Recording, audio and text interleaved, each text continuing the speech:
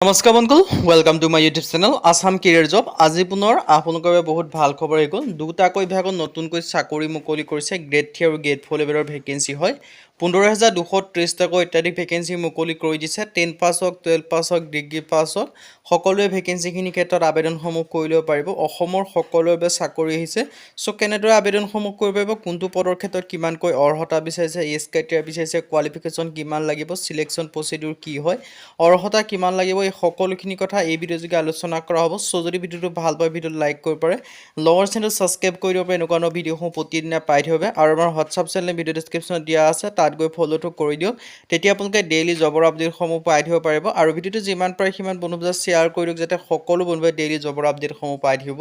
পাৰে আহক আজি ভিডিঅ' আৰম্ভ কৰোঁ দুটাকৈ বিভাগত ভেকেন্সিখিনি দেখিবলৈ পাব এইটো আপোনালোকৰ প্ৰথমটো বিভাগ হয় প্ৰথমটো বিভাগত আপোনালোকৰ গ্ৰেড 4 লেভেলৰ ভেকেন্সিখিনি কথা ডিসকাস কৰিছোঁ পিয়নৰ ভেকেন্সি মুকলি কৰিছে আনৰিজাৰ্ভ কেটেগৰী দৰং মঙ্গলদৈ ফালৰ পৰা ভেকেন্সি মুকলি কৰিছে সো ইন্টাৰেষ্টেড আৰু ইলিজিবল হ'লে আপোনালোকে আবেদনসমূহ কৰি ল'ব পাৰিব মই সম্পূৰ্ণ ডিটেইলছখিনি আপোনালোকক জনাই দিছোঁ আপোনালোকে দেখিব পাইছে আনৰিজাৰ্ভ কেটেগৰী পিয়নৰ ভেকেন্সি হয় এইটো প্ৰথমটো বিভাগ হয় এনেকুৱা আৰু এটা বিভাগৰ ফালৰ পৰা ভেকেন্সিখিনি ডিসকাস কৰা হ'ব সো ভিডিঅ'টো আপোনালোকে শেষলৈকে চাব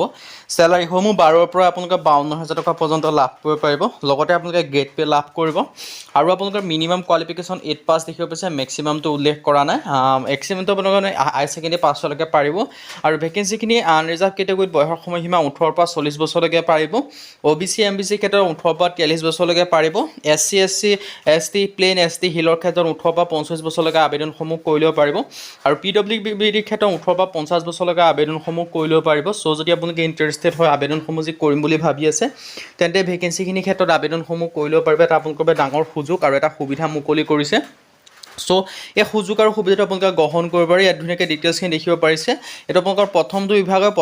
আপোনালোকৰ দৰং মঙ্গলদৈ ফালৰ পৰা এইখিনি ভেকেন্সি মুকলি কৰিছে গ্ৰেড 4 লেভেলৰ আৰু অফিচিয়েল ৱেবছাইটত গৈ আপোনালোকে ইয়াৰ এডভাৰটাইজমেণ্টটো পঢ়ি চাব পাৰে লগতে আবেদনৰ সম্পৰ্কে সকলোখিনি কথা গম পাব পাৰিব অফলাইন যোগে আবেদনসমূহ কৰিব পাৰিব দৰং জুডিচিয়াৰী যিটো অফিচিয়েল ৱেবছাইট আছে তাত গৈ আপোনালোকে পাৰিব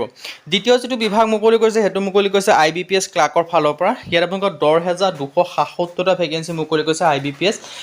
যিটো বেংকিং সেক্টৰ আছে তাৰ আন্ডাৰত ভেকেন্সিখিনি মুকলি কৰিছে সো আপোনালোকৰ এটা ভাল সুখবৰ হয় যেটো বেংকিং সেক্টৰত বহুখিনি ভেকেন্সি মুকলি কৰিছে আইবিপিএছৰ ফালৰ পৰা সো যদি আপোনালোকে ইন্টাৰেষ্টেড হয় যদি আপোনালোকে আবেদনসমূহ কৰিম বুলি ভাবি আছিলে তেন্তে ভেকেন্সিখিনি ক্ষেত্ৰত আবেদনসমূহ কৰি ল'ব পাৰিব আইবিপিএছ ক্লাৰ্ক ৰিক্ৰুটমেণ্ট আপোনালোকৰ বাবে আহি গৈছে লাষ্ট ডেটটো দেখিব পাইছে 21/7/2025 মানে আপোনালোকে আগষ্ট মাহৰ 21 তাৰিখলৈকে ভেকেন্সিকেইটাৰ ক্ষেত্ৰত আবেদনসমূহ কৰি ল'ব পাৰিব আৰু 10277 প্লাছ ভেকেন্সি আপোনালোকে দেখিবলৈ পাব আৰু ষ্টেট ওয়াইজ ভেকেন্সিখিনি দেখিব পাৰিছে আন্দামান নিকোবৰ আইল্যান্ডৰ কাৰণে 13টা ভেকেন্সি অন্ধ্ৰপ্ৰদেশৰ কাৰণে আছে 637টা এনেকৈ আপোনালোকে ভেকেন্সিখিনি দেখিবলৈ পাব সো প্ৰতিটো ক্ষেত্ৰত বেলেগ বেলেগ ভেকেন্সি আপোনালোকে দেখিবলৈ পাব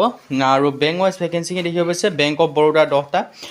পাঞ্জাব নেশ্যনেল বেংকৰ 25টা কানাড়া বেংকৰ 25টা আৰু ইউনিয়ন বেংক অফ ইণ্ডিয়াৰ 7টা বেংক অফ ইণ্ডিয়া 10টা এনেকৈ আপোনালোকে ভেকেন্সিখিনি দেখিবলৈ পাব আৰু অসমৰ ক্ষেত্ৰত 204টাকৈ ভেকেন্সি আপোনালোকে দেখিবলৈ পাব সো যদি আপোনালোকে ইন্টাৰেষ্টেড হয় ইলিজিবল হয় আপোনালোকে আবেদনসমূহ কৰি ল'ব পাৰিব এই ভেকেন্সিখিনি ক্ষেত্ৰত আৰু অসমৰ ক্ষেত্ৰতো আপোনালোকৰ বাবে ডাঙৰ সুখবৰ আপোনালোকৰ বাবে জনাই দিছে সো যদি আপোনালোকে ইন্টাৰেষ্টেড হয় আবেদনসমূহ কৰিম বুলি ভাবি আছিলে তেন্তে ভেকেন্সিখিনি ক্ষেত্ৰত আবেদনসমূহ কৰি ল'ব পাৰিব ইলিজিবিলিটি ক্ৰাইটেৰিয়া দেখিব পাৰিছে এজ লিমিট 20 পৰা 28 বছৰৰ ভিতৰত আবেদনসমূহ কৰি ল'ব পাৰিব আৰু লগতে এই সিলেকশ্যনসমূহ লাভ কৰিব পাৰিব এসসি এসটি ক্ষেত্ৰত 5 বছৰৰ ইলেকশ্যনসমূহ লাভ কৰিব ওবিসি বেকৱাৰ্ড ক্লাছৰ ক্ষেত্ৰত 3 বছৰকৈ লাভ কৰিব পাৰ্চন উইথ ডিসেবিলিটি ক্ষেত্ৰত 10 বছৰকৈ লাভ কৰিব এডুকেশ্যন কোৱালিফিকেশ্যন দেখিব পাৰিছে ডিগ্ৰী পাছ কৰিলে আপোনালোকে ডিগ্ৰী পাছ কৰিলে আবেদনসমূহ কৰি ল'ব পাৰিব গ্ৰেজুৱেশ্যন যদি পাছ কৰিছে বিএ হওক বিএসসি হওক বিকম হওক তেতিয়া আপোনালোকে আবেদনসমূহ